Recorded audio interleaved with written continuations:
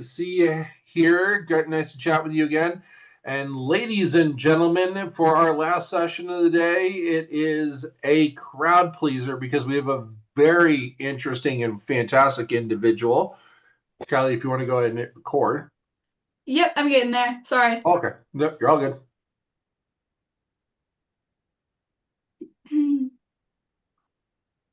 Wait for her to hit the button and we'll go.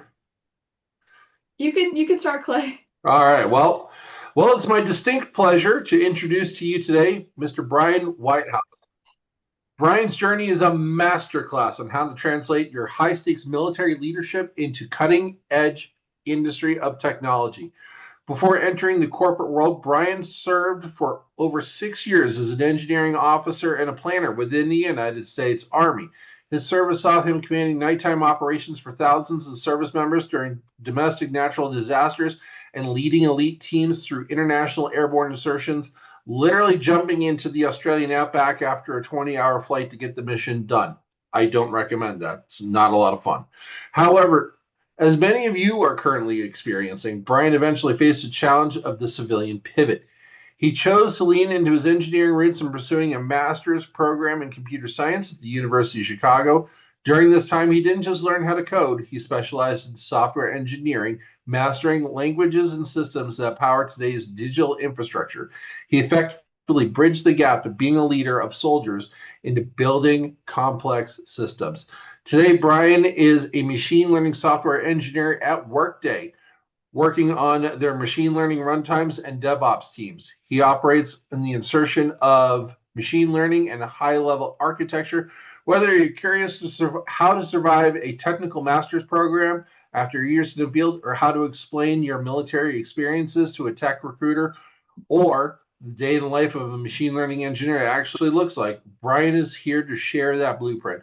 Brian, welcome to Seven Eagle. We greatly appreciate your time. Thank you very much for your carving out an hour with us for your busy day. Thing I like to sit there and kick it off, like I told you last week, is give us your origin story. You are a Marvel superhero. What led you to the U.S. Army, and how did that help you get to where you're at today?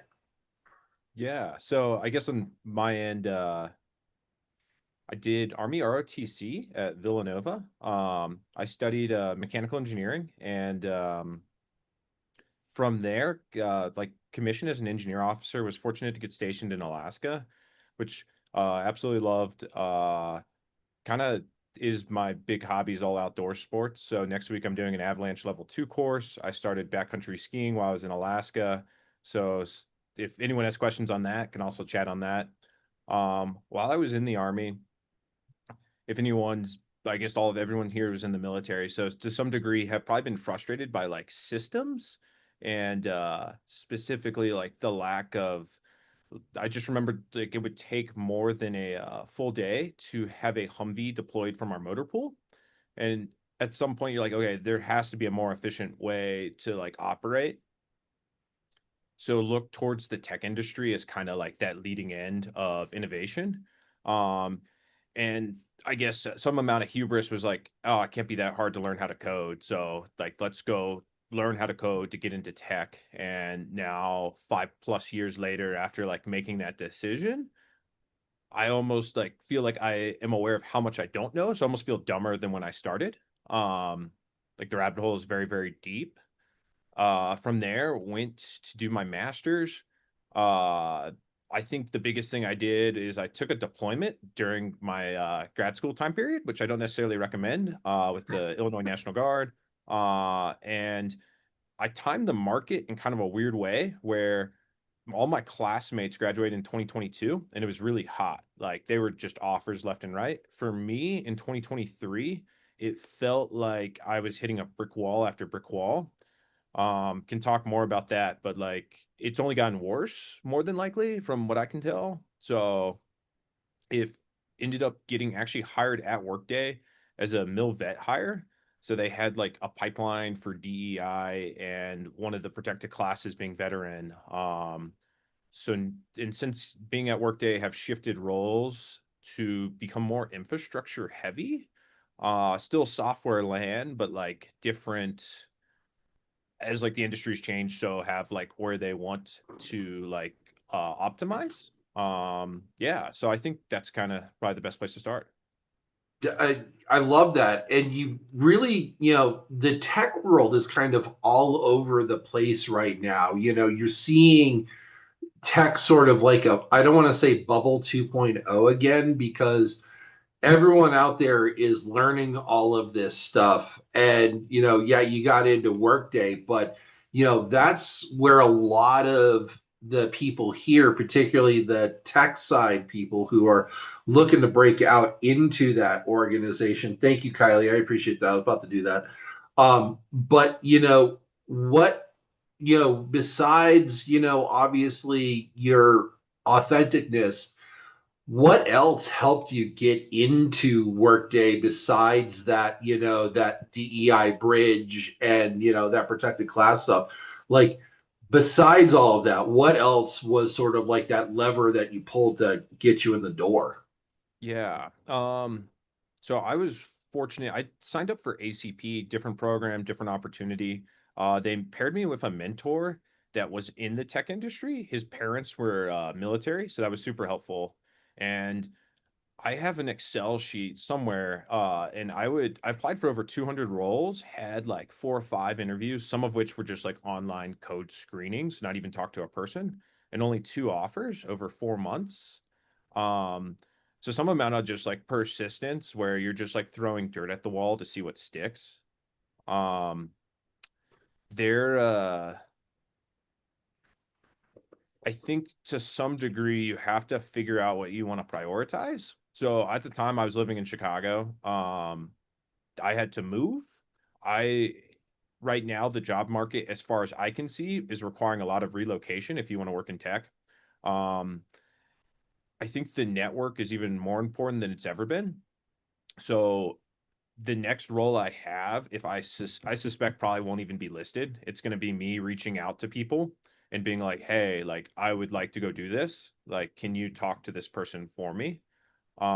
Which is very, very different than the military where everything is listed and everything's kind of out in the open. Um, I can't like say this enough. You have like no one's going to care as much about your career as you will. Like you need to be your own advocate. Even with some of the like reshuffling of like how like my role in my team, it's like at some point I have to like reflect and be like, is this what I want to do? And if not, I need to change because otherwise you're just gonna be doing the same thing. Yeah, I think that answers the question. No, I mean, that was absolutely perfect. Thank you. So, the one thing that we always like to talk about here is transition and choosing paths. And when you went from being an officer and leading soldiers to a rigorous CS master's program in Chicago, what was the hardest thing about having to, retrain your brain into that integration into the civilian world? Yeah. I guess there's some amount of like understanding priorities. Uh I don't know. Like when I was an engineer officer, I described myself as like a glorified consultant. Like a lot of days it was Excel and PowerPoint. Um the amount of like brain capacity that Excel and PowerPoint take versus sitting there and writing like an algorithm for hours. I would describe like my Friday nights when I was taking my algorithms class. Like I'd wake up Saturday morning feeling hungover after writing like 10 pages of handwritten proofs to justify like math in computer language. Um, just a very different social scene. So I consider myself pretty social. I came out of grad school with one friend. People in CS land don't generally, they like tend to be more introverted. So like appreciating like how you work with others and teams, it's much more individually focused, which is interesting because the industry is very much a team sport for the most part. So and also even like algorithms now, I'll be completely frank and honest. Like since when I was in grad school, ChatGPT came out, it could only do like English, paper kind of stuff. Now it can code. I think a lot of the prerequisites have like truly changed and are like continuing to change like by the month, if not year. I would say almost weekly at this point. And now that we've talked about algorithms, Nick, I knew was going to sit there and raise his hand. So, Nick, you have the first question. Jacob, your second. Go ahead, sir. That's funny because it actually kind of does lead into what I was going to ask is with, you know, if somebody's aspiring to get into like the DevOps role. So a little bit I'm a cybersecurity guy, and I was actually looking at like DevSecOps type stuff because I know that the developers and the security team kind of butt heads a little bit because it's like, hey, this needs to be secure, and the developers like, hey, learn how to freaking develop. So there is kind of like that. I don't know if we want to call it animosity or whatever. Anyways, I say all that to ask, I've learned about, I know I have a pretty decent plethora of stuff on GitHub. I know how GitHub Actions work. I know Docker containers. I know how to do Terraform, right? I know how to do IDEs and Cursor and anti-gravity. And I'm saying all these things to say that, I went from one thing to the next thing to the next thing. And I feel like every couple of weeks, it's like, if you're trying to get into the development space right now, it's like, I don't want to say it's impossible, but I think it's pretty damn tough just to keep up with all of the. It's kind of like you were saying, you started getting into the space and you feel like you actually know less than you think you know, and I feel like that's how it is with me a lot of the times. So that's kind of why DevOps kind of scares me.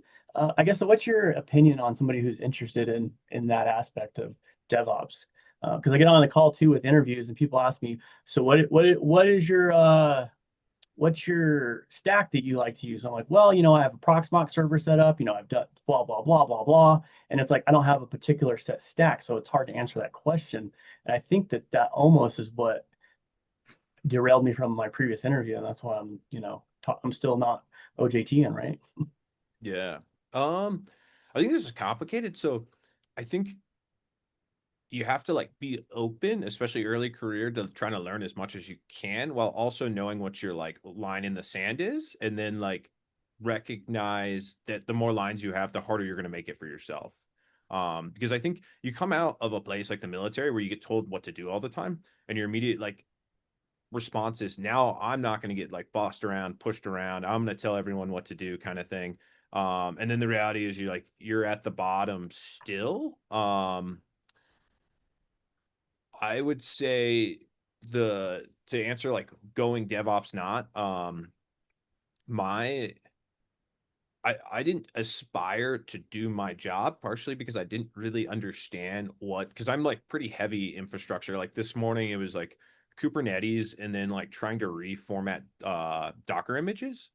Um which in like layman's speak is I am looking at like barcodes on pages. Like I'm not actually concerned with what the page is doing in a book, but it's like trying to figure out like how to make the page more efficient.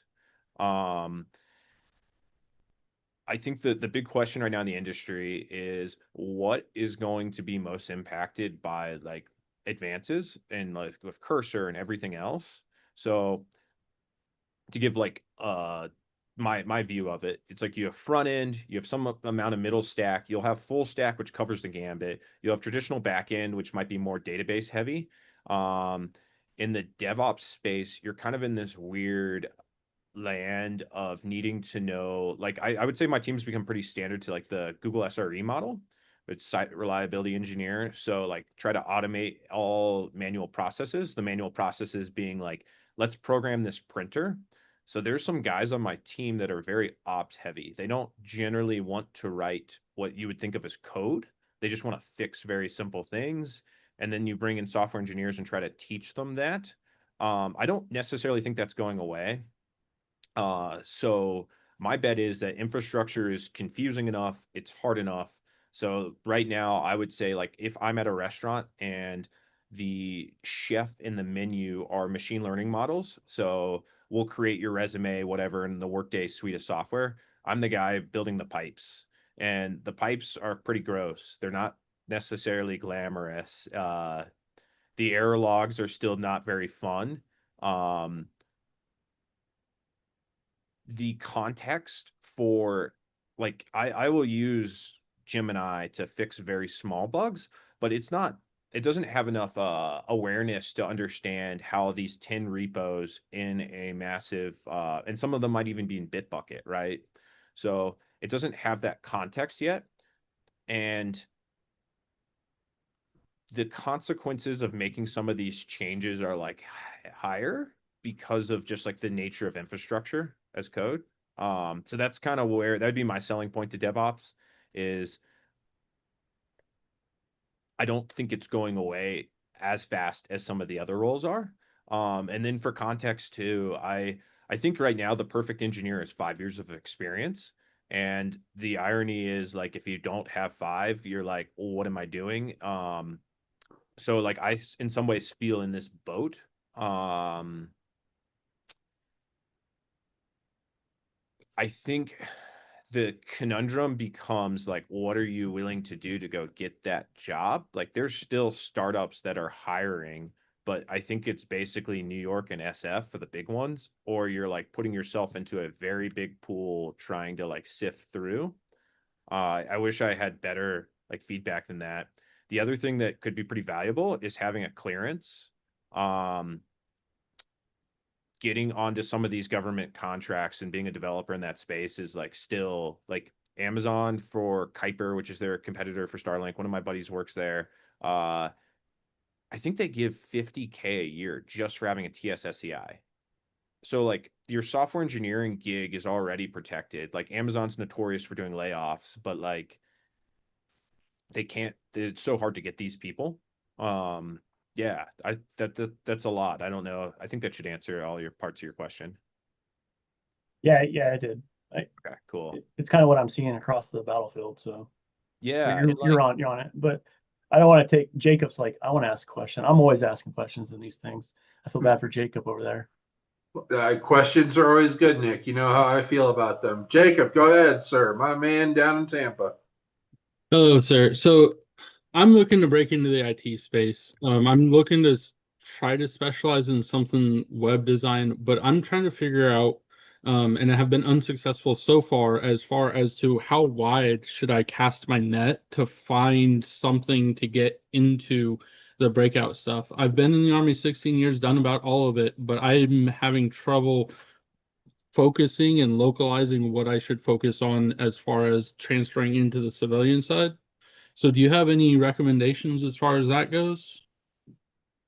yeah, I guess for context, like HR software doesn't really get me up in the morning. I'm in my office right now. They might be recording, so maybe I could get in trouble for saying that. Uh, I was trying to go into Mil Tech. Like I interviewed with a handful of companies and I made it through all the initial screenings. Uh, so in some ways it's like it's not like I joke sometimes when we're writing code, it's like, well, we're not NASA. Like the efficiency of this code doesn't matter because we're not using solar panels and a small battery. So there are like trade-offs. I think it's like, what do you want to prioritize? So I'm sure there are companies in Tampa. I think it's going to be harder to find stuff in Florida. And then kind of my take is like, I live in Boulder, Colorado. Some people are like, oh, that's amazing. That's perfect. How do I move there? And I think if you want just Boulder, Colorado, you're not going to find it kind of deal. Like, um, especially for the entry level right now, in terms of like Yeah. what you should do to crack. I think finding things that you can demonstrate that you're passionate about and then like building that will like kind of lead to better interviewing, better projects for your resume. So like for instance, I helped build a script that would scrape my fantasy football league and then it would determine like point differential. And so it is kind of using like a web crawler.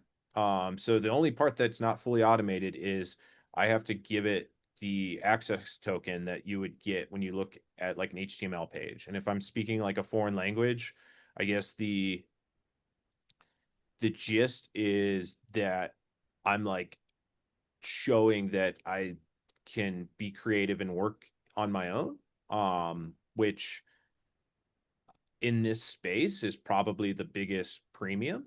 Yeah.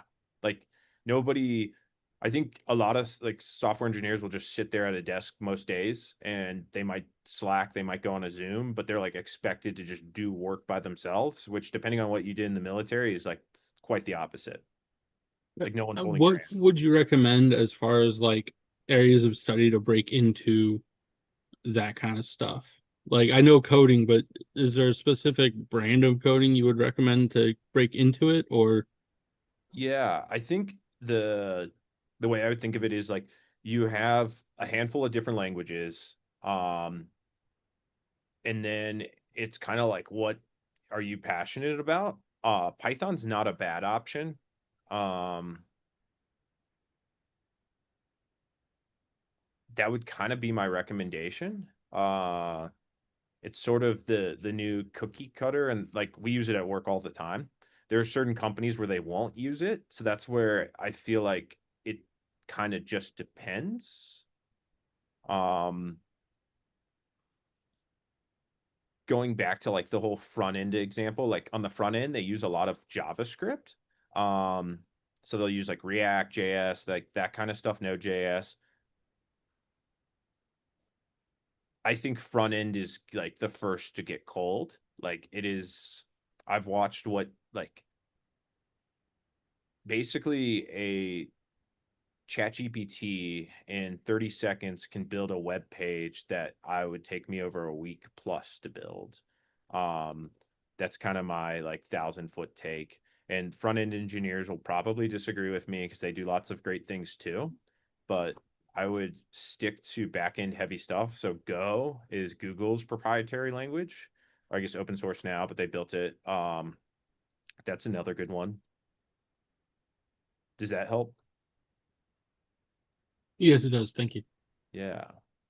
Nick, you had your hand up, and then you brought it back down. What's your question, sir? Well, I was just gonna chime in a little bit to kind of get his take to the question to Brian. Would it be like, if you're gonna go, let's just say to China, you want to learn how to speak Chinese because that's where you're gonna be at, and it'd be the kind of same thing learning Python versus whatever. It really depends on where you're gonna land at or where you're intending to be and what type you design. And then secondly, what is your thought like um, on IDEs, with I'm sure this is like a touchy subject for you, but with the IDEs and like, do you think it's essential to like learn those base level, like at some, like, because they have all these vibe coders out there right now, right? Um, and you can spin up an IDE. Would it be beneficial for that? Whoever asked that question, I didn't catch his name. Would it be beneficial for him to learn more on the IDE realm versus learning a language right now, just because the way that the market is? I'm just curious. I don't know. I think everyone's trying to guess this. So I guess the like today at work they laid off, I guess a couple thousand, like maybe 1,000 of my employees, co-workers, because there's like this belief that they can just like automate out the jobs. At some point in time, it's like going to come to a reckoning. The same with vibe coding. Like trying to think how to explain this. So when you see like vibe coded code, it could probably be condensed to like 3 lines if the ChatGPT or the model was clever enough. Instead, it's like 15, 20 lines. And at some point in time, like efficiency and well written will matter more again. I think the flavor of the day is just like less human is better. And a lot of this is like driven by like Wall Street expectations. Like I'm not a finance guy, but like our stock at Workday has in a lot of HR software is like falling because they're predicting a failure. So like to demonstrate, they will like lay more people off. And if you guys are all aware of this, it's like I'll stop, but it's a weird time, is what I would say. We acquired a company last year that was vibe coded. Uh, my understanding is they like the architecture is questionable at best. Yeah, I think there's a lot of uncertainty. I guess like the weird part for like in this space, right, is you sign a 10-year contract for your HR software, and you have to have sales teams, and like it's hard to not, like, you don't disappear overnight. But like in terms of like what you should do next, I don't think it's entirely clear. Because like I asked this myself in terms of like what do I need to do in my career to make sure I'm not the one who is like in a bad position. Um, there are other roles in tech too, besides being a developer. Um, those are also impacted, but like some of those might more directly translate. And like there are program managers, there are product managers, um, and then there's also just like standard management. So yeah, it depends on what you want to do, I guess, is kind of like the bottom line.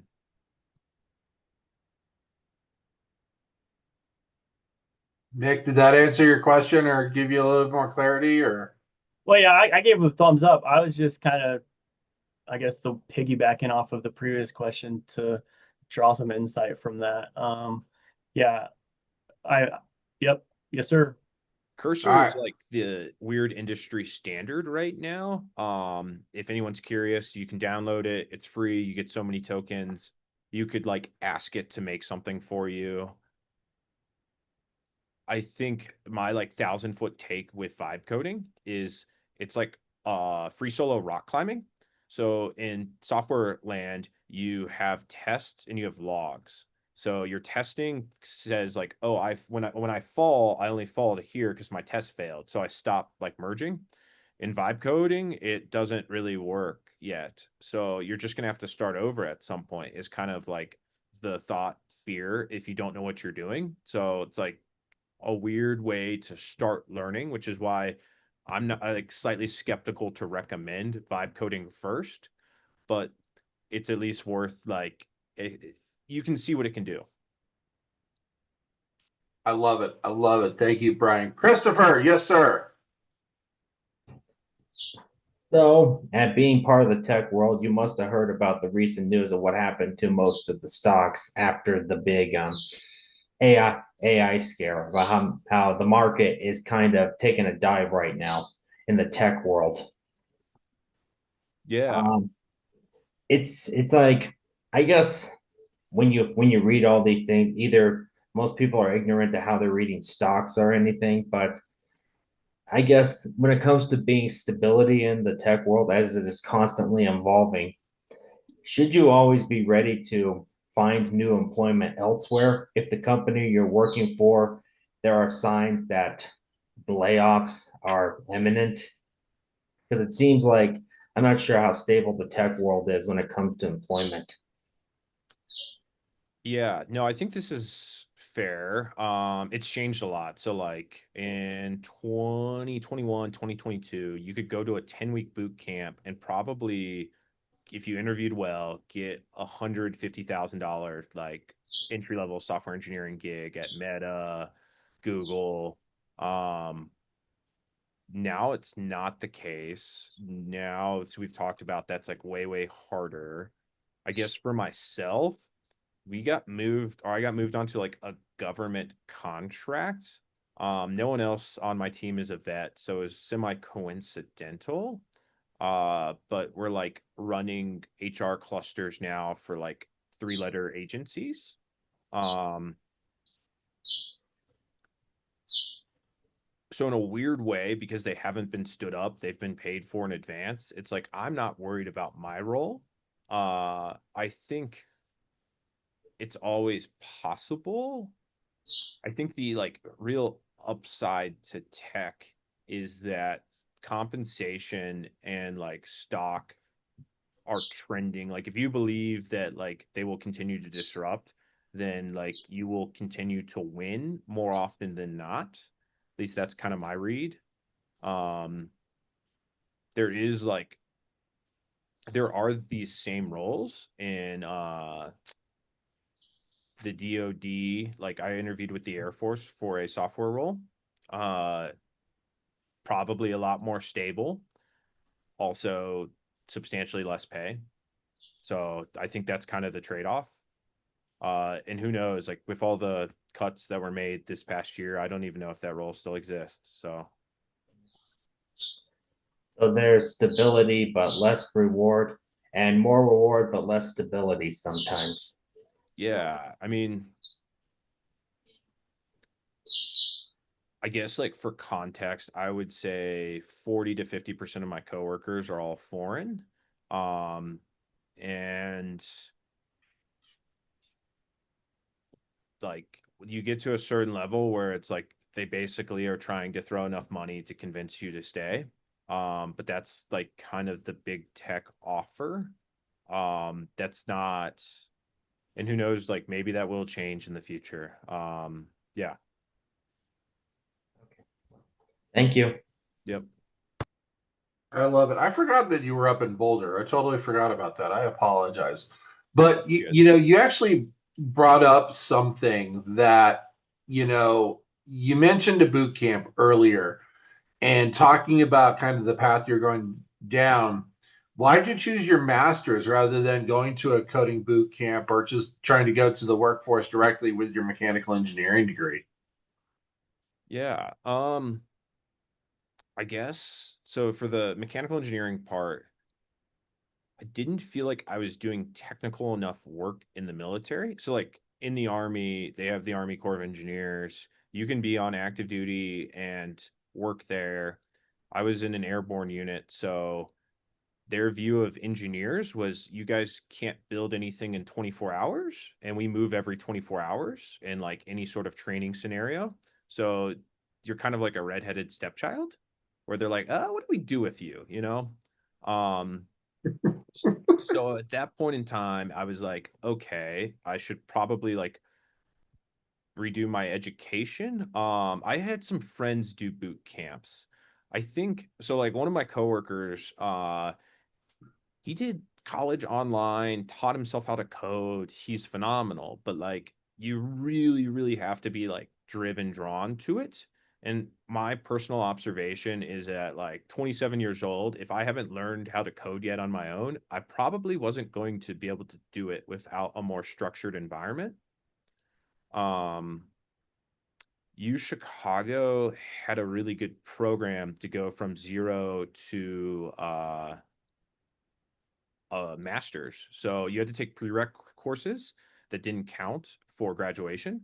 Um, but that was appealing because otherwise, maybe you get a master's in computer information technology, which is fine, but certain big tech companies might not look as favorably on that versus just like a master's in computer science.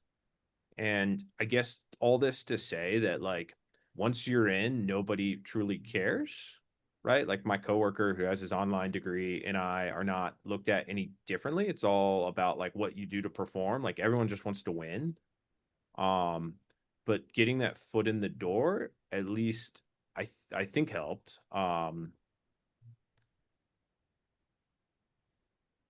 So I guess like if you're driven enough, you could do the boot camp, but like I think you have to like go into it being very aware because they're not none of it's cheap. Um, I think for my master's it was like 90,000. Um, you can get yellow ribbon with U Chicago if you have your full GI Bill. I did not, so I had to take out some amount of loans.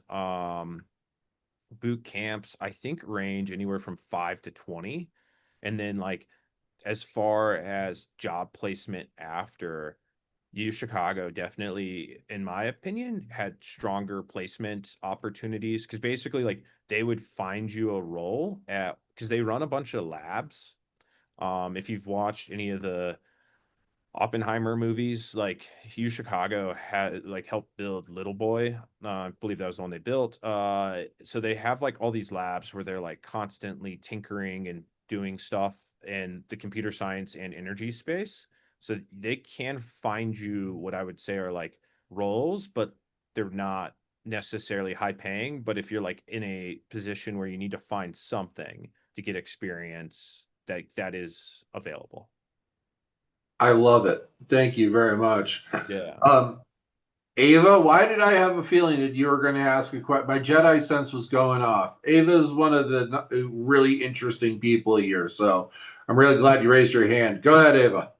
I appreciate that. Thank you. Did you have any success with leveraging your kind of less technical military experience when you were getting a job, or did you just kind of start over at like the entry level? Yeah, so I didn't go down. I wanted to go to a technical role. Someone told me one time, it's like while you're in your 20s and then you could argue about your 30s, you should like gain as much technical experience as possible. So I didn't go for roles where I could have leveraged it, is probably the nicest way to say it. Uh I think I'm at a point now where like we'll see all the like feedback comp kind of stuff because like it happens in May. But like I run all my team's meetings because my manager at some point in time was like kind of quiet, kind of passive, and I was like, these aren't going. So like little stuff like that where like I've stepped into it, but it's definitely not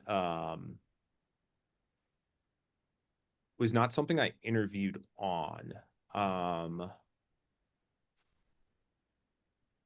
I'm trying to think of how to say this. So like there there are vets in the Boulder office that definitely did leverage more, but they are in a completely like different pipeline. It was like their promotions, their pay is just like different scales. Um I think for me, I intentionally did not go for an MBA, which I think would have been more of a traditional leverage my military experience. So that was sort of my like original like decision point if I was going to go back to grad school was like get a master's in some sort of technical field or go do an MBA. Yeah, I'd be really interested in connecting with you and talking some more offline if you don't mind, because I'm also engineering major, been doing non-technical stuff for 4 years. I'm also kind of shooting myself in the foot trying to just get a technical role, but and not use my military experience. So I would love to just ask you a few more questions later.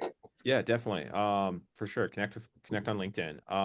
And I guess like on that note, like I would recommend anyone if you have somebody like go search LinkedIn, find someone that has a curious path that's a vet, reach out to them, connect, tell them that you're a veteran and want to know how they got there. I get those all the like not all the time, but like I always like make some amount of time.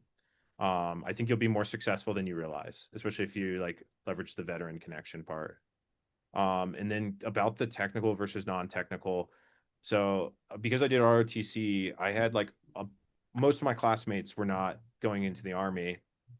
So they all graduated mechanical engineering degrees.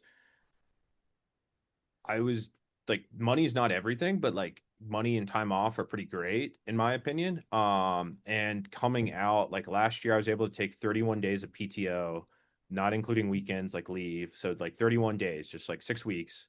And my starting salary in like big tech was like 50% more than most of my friends that had 7 years of mechanical engineering experience.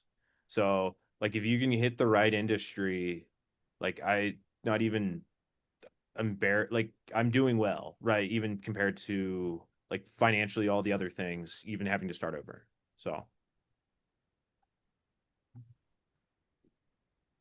Awesome. That's great to hear. Thank you. yeah. So don't be afraid. That's like my whole thing. Like All right, Mr. Wynn, one of my favorite tech Marines. Go ahead, Mr. Wynn. Hi Brian, nice to meet you. Like you are like doing a lot of like software and engineering, like which language you would prefer, or you would like just do the like whatever the project is working on, how you put the like written in the software. yeah. So I did Python as like it's kind of the new everyone learns Python as their first language sort of deal. And then I learned Go. The way I would think of it is you have you kind of want to have two languages in your pocket and you want one that's probably more dynamic and one that might be more static. Just like two different ones. If you interview well, you can learn any language. Now, I spend a lot of time doing Kubernetes commands and reading YAML files. more like talking to active computers than writing code. And then some bash, just because it's simple. I think just being really proficient at one should be like the first goal. Like it's more important to be really good at one than like kind of mediocre at a couple. Yeah, that most people say like that too. Yeah. And Python's like not a bad one. There are definitely cons to Python. I'm not going to say it's the best ever, but it's like the big deal right now is everything in machine learning is in Python. Like all the libraries, all the context, like pretty much all the development in research is going on in Python.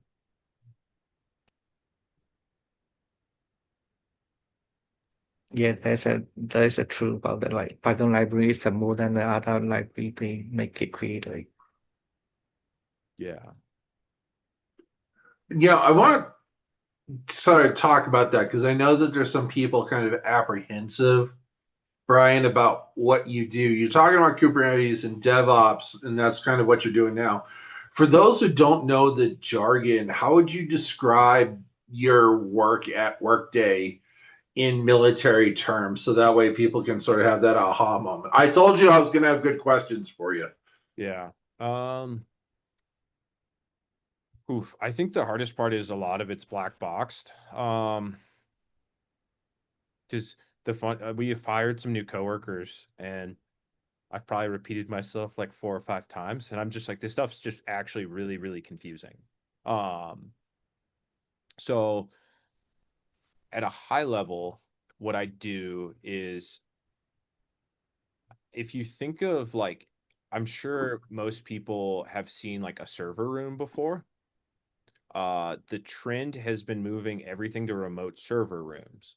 Why do we do this? Well, when you need a server room, you have to like physically have that space. You have to upgrade set servers. You almost have to have like a person that does this all the time. So by having it like a small company of like 5 people, you don't want to have your 6 employee just being like a maintenance man for servers. So they've moved everything to the cloud. So in the cloud, you have Google, you have with GCP, you have Amazon of AWS, which is probably the most famous. You have Oracle, they have Oracle Cloud OCP. You have Microsoft Azure. At Workday, we're big on AWS and GCP. AWS is arguably the most expensive, but sort of the industry standard. So within the cloud, you would have I would think maybe this is like a decent example. So you'd have like a Bible, right? And in said Bible, you have other books. Each one of these books contains compartmentalized information, and we call it a cluster. The cluster is outwardly facing, and it looks like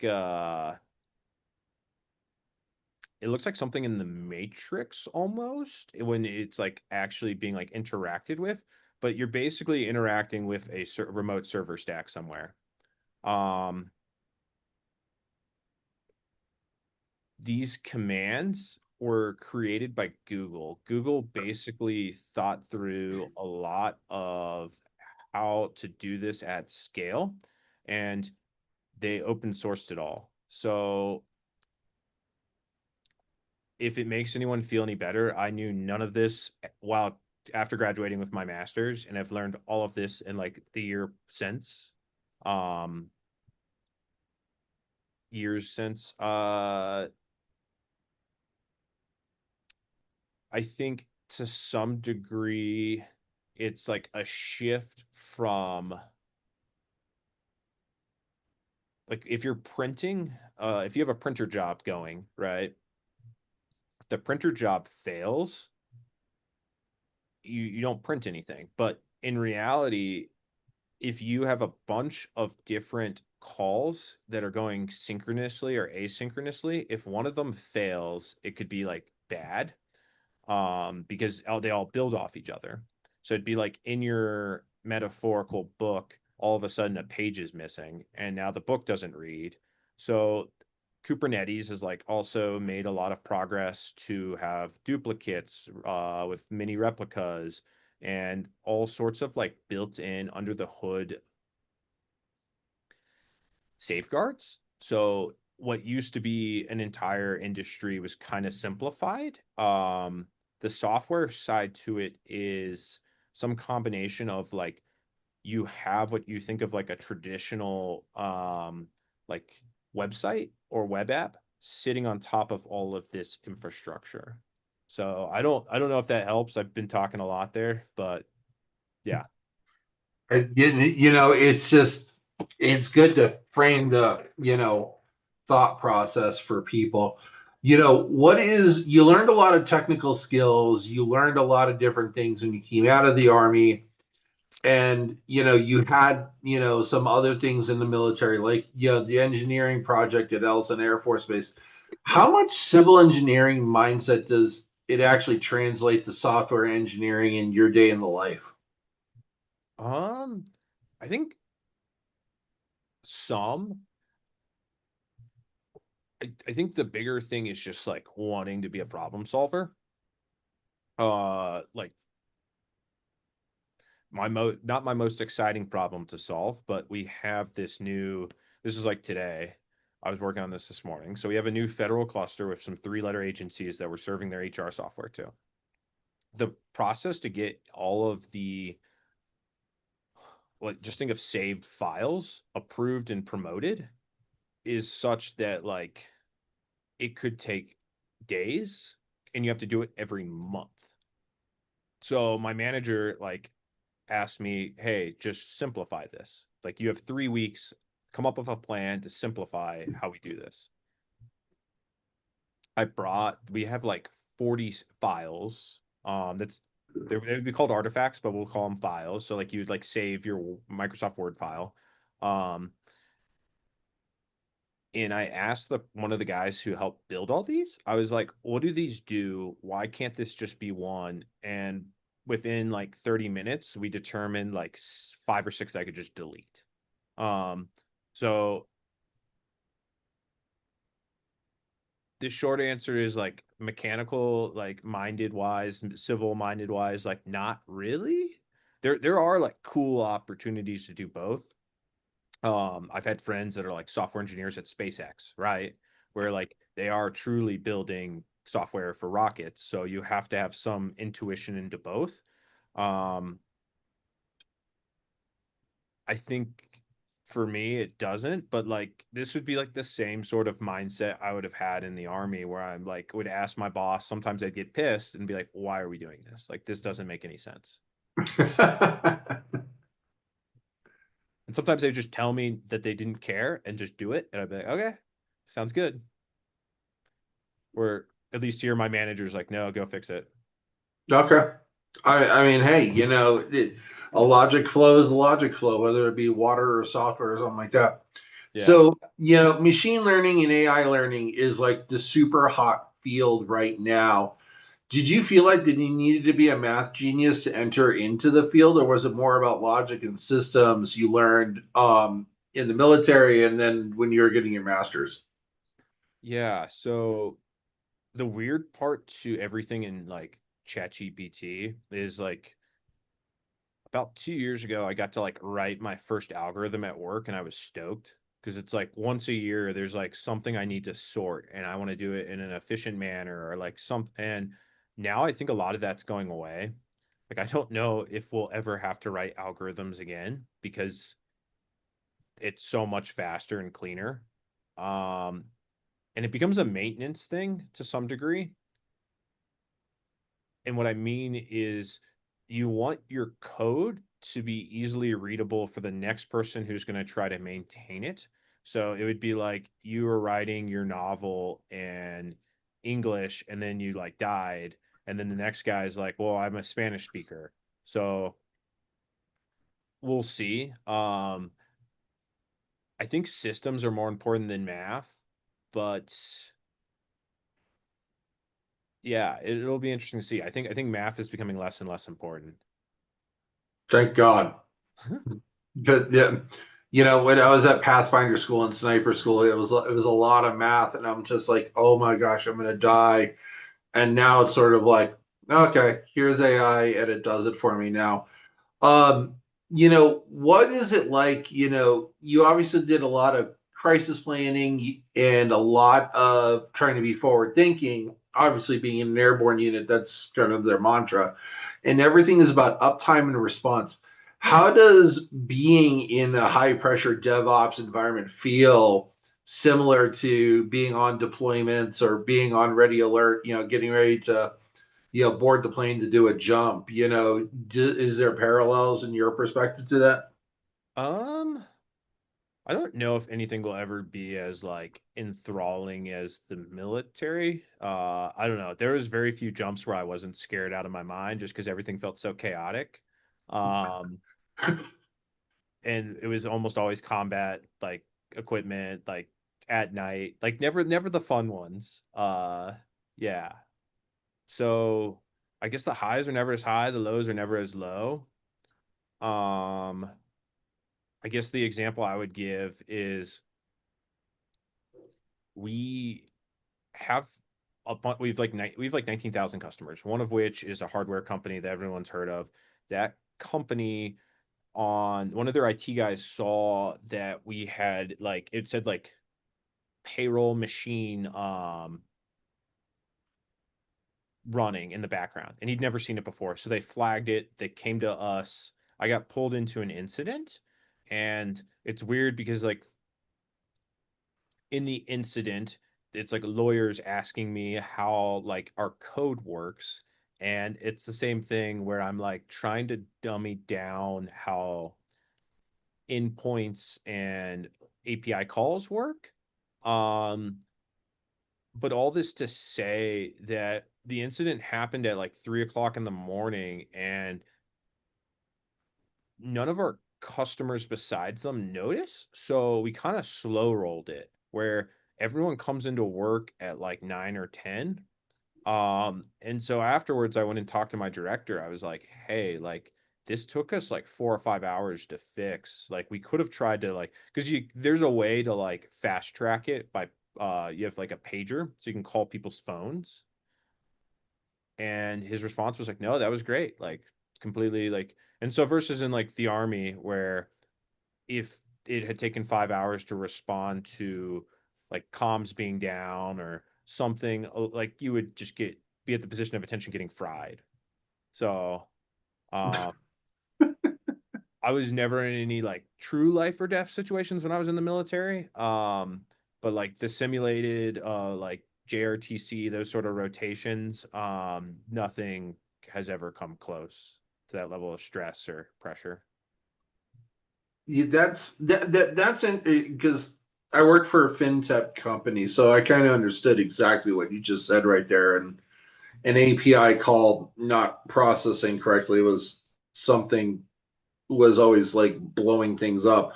But is it you said, hey, this could have waited. It was this one client batch that had that problem. You're sitting there dumbing it down. I mean, what's that sort of shock of like, well, I can punt it. I will sit there and get after it. But then someone sits there and says, why did you do that? That was something I struggled with when I got out, was like, I'm going to take care of everything all at once.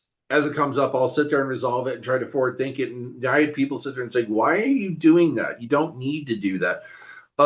Yeah, we don't do that here. It was sort of like, the Avengers, we don't do that here. And like, everyone's like, why? What did you ever have sort of like those transition issues, as I like to sit there and call it, or was it just sort of like, okay, I'm just going to go with the flow? Yeah, I guess for me, I was so lost and confused my first couple months, that it was hard to like you kind of just have to go with the flow. Um, I could talk more about that like specific situation, but basically I was like a senior associate, so a P2, and I was surrounded by P5s and one P4. So it was kind of like go play with the crayons, and like some of the reorgs were helpful because then I got surrounded with people that were my level. Um I so right now, with all the 3-letter agency HR software contracts we've won, we're standing up like a lot of new stuff, and I keep their solution is, because we have so many people based around the world, that will own the responsibility, but we won't actually build the systems, which is kind of terrifying. It's like somebody can find a typo, or like you're getting graded for other people's essays in school. And you have to make sure everyone got at least a B, right? It's like, it doesn't have to be an A, it doesn't have to be perfect, but like everyone had to get a B. And if somebody doesn't, you're gonna have to go like fix and rewrite their essay for them. Or work with that team to rewrite their essay. And there's so many teams that has me like much more worried than anyone else on my team does. So for me, it's like very much being able to walk away after work. So usually I go to the gym, I'll go do something, and then I just like shut my laptop, walk away.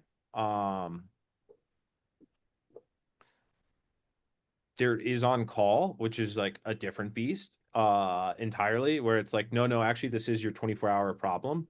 But I think recognizing to some extent that like nobody's going to die is kind of like where I sit, where it's like, okay, like no one's dying today, right? Like I don't know. Like probably the worst things that happened to me were like people got really messed up on jumps, like lose an arm kind of thing. And it's like, oh, those are like real consequences for actions. Yeah. I told you my story. Yeah. I mean, the recent jump master in Vicenza that saved that kid, he was actually one of the first sergeants I got to work with. So Oh yeah.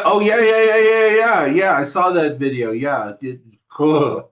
That one is it. You know that, and you know we got Greg in the chat sitting there saying he does miss jumping. You know, there are days I do and days I don't. We don't have a lot of time left, Brian, so I do have kind of some advice questions that we'd love to get your perspective on. Looking back, is there anything that you would have done differently in the first 5 years after leaving the Army, or would you have stayed on track? I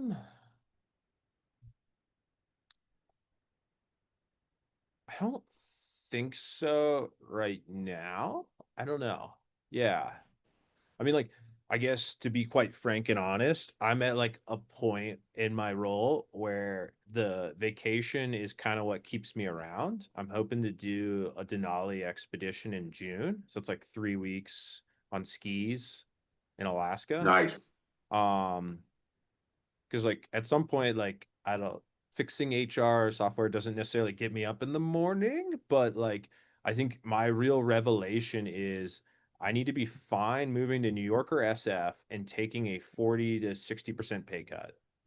Um, and for a lot of people in their priorities, they'd be like, that's insanity. But it's like I also want to like at this point in my career, I don't have kids, I don't have a significant other. Like this is the time to like try to push and learn more, grow. So that's kind of the point where like initially I wanted like a really comfortable, high paying role. And then it's like at some point you're like, okay, I need something different. Love it. You know, and yeah, I mean, we're here in Colorado. We're kind of like Silicon Valley 2.0. So, you know, there are those, you know, you sit there and you look at those jobs in San Francisco every once in a while. It's like, really, you know, but would I enjoy it? Maybe, maybe not. And then that's sort of like, no, I'm just staying here. So, one last question because we're coming up to the top of the hour. What is the one soft skill from your time in the Army that makes you a better software engineer than someone who has never served? I think the one I probably use the most is like trying to, I guess it's like gauge feedback while like pushing, because like you can't push people harder than they want to go. Like there's just like a limit, um especially in like the civilian world. So I'll like in a room full of introverts. We'll end up talking more. And at the end of it, I'll be like trying to see if people actually want to do the thing. And lately people have been buying into it. I think prior to the military, I would have just like not tried to sense that like amount of like whether people are just ignoring you or like buying in. So Got it. 100%. Well, Brian, it is 2 o'clock here in Colorado, 4 o'clock in the East Coast, 1 o'clock on the West Coast. That is our time with you today. So, Brian, from the bottom of our heart here at Seven Eagle, we do appreciate your time today. Greatly appreciate it. You're probably going to get a couple of hundred LinkedIn requests from everyone in the group. And I've had some side chats, and everyone's like, we've learned a lot today. So, thank you very much, Brian Whitehouse from Workday, joining us here today. And thank you, Brian. Yeah. And we'll circle back and we'll chat again in the near future. Awesome. Y'all have a great one. Best of luck. All righty. Fantastic.